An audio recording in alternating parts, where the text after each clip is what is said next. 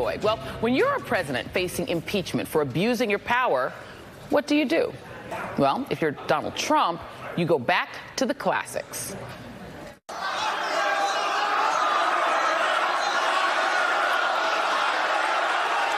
Donald Trump spent his entire campaign threatening to imprison his 2016 political rival, Banana Republic style. And true to form, he has spent his entire presidency strong-arming federal agencies to try and make that happen. And just last night, the Washington Post published this report based on documents it received. You see that headline? State Department intensifies email probe of Hillary Clinton's former aides. Yes, this is an actual headline for a story published last night, not during the 2016 election or when Secretary Clinton left the State Department way back in 2013.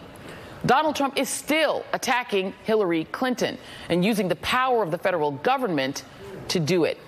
Meanwhile, Donald Trump's personal lawyer, Rudy Giuliani, is still melting down on national television over the real crisis facing the country. Not her emails, his corruption and danger to our national security. And Rudy is throwing everyone under the bus.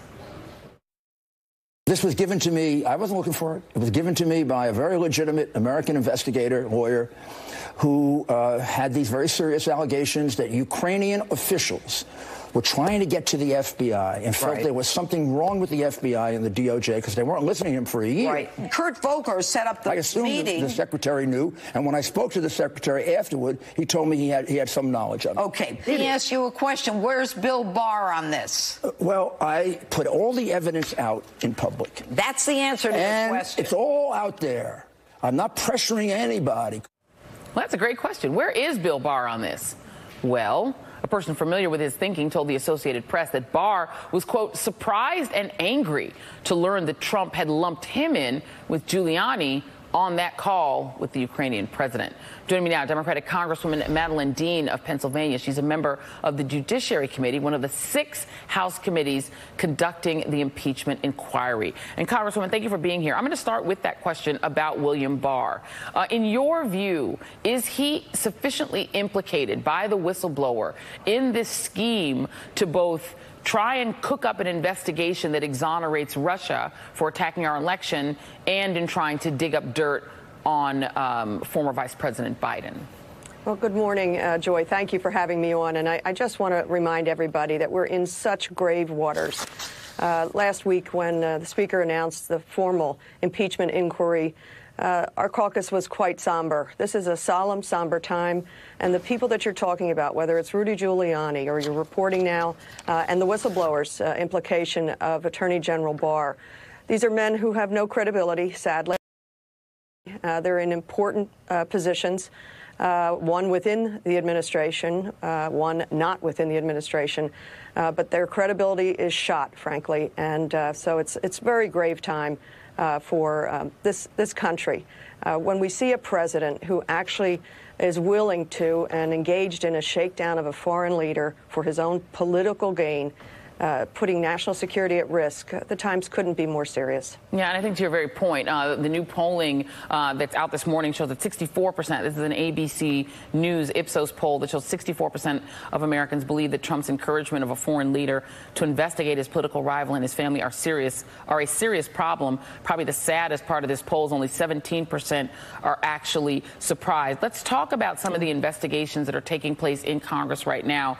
2 committees of the 6 that are investigating all of these actions are looking to depose Mike Pompeo and 5 other current and former State Department officials, including the former ambassador to Ukraine, who was pulled in a very strange sort of manner, and a Deputy Assistant Secretary of State.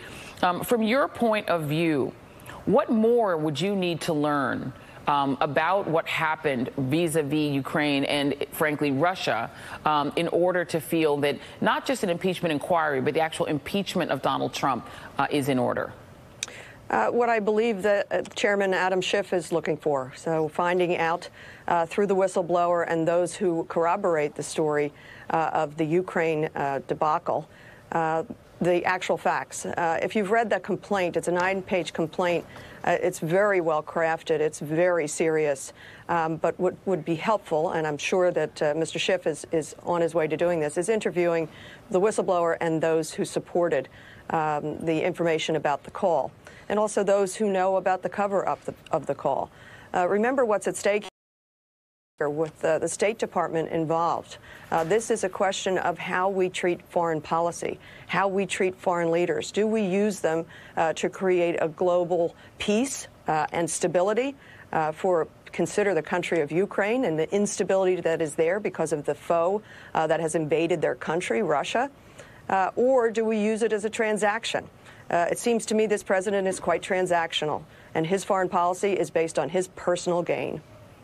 I want to read you, well, I won't even read through the story because we don't have a ton of time, but there's new reporting in the Washington Post that the Trump administration is back to investigating Hillary Clinton and her emails. Donald Trump used "lock her up" as a catchphrase during his run for president. Apparently, the State Department began contacting former officials in the State Department 18 months ago after Trump's election, and then seemed to drop the effort to try and investigate her again, though she was cleared by the Justice Department under FBI Director Jim Comey, picking it up again in August.